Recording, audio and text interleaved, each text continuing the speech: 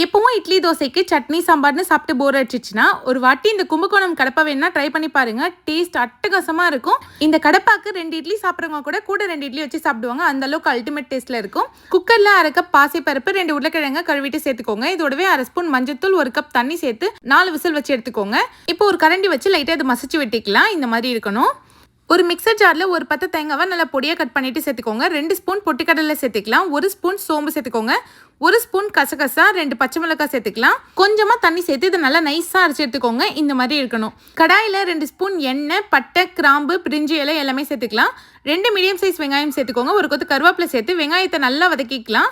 1 spoon இஞ்சி பூண்டு paste சேர்த்து நல்லா பச்சை வாசனை போனதும் 1 மீடியம் சைஸ் தக்காளியை கட் பண்ணிட்டு சேர்த்துக்கோங்க. தக்காளி நல்லா வதங்கினதும் வேக வச்ச பருப்பு சேர்த்துக்கோங்க. கூட கொஞ்சமா தண்ணி சேர்த்துக்கலாம். தேவையான அளவுக்கு உப்பு சேர்த்துக்கோங்க. நான் 1 ஸ்பூன் உப்பு சேர்த்திருக்கேன். இதை நல்லா மிக்ஸ் பண்ணிட்டு மூடி போட்டு ஒரு 5 நிமிஷம் கொதிக்க வைங்க. பருப்பு நல்லா கொதிச்சு வந்ததும் அரைச்சு வச்சு தேங்காய் பேஸ்ட் சேர்த்து திரும்பவும் நல்லா மிக்ஸ் பண்ணி விட்டுருங்க.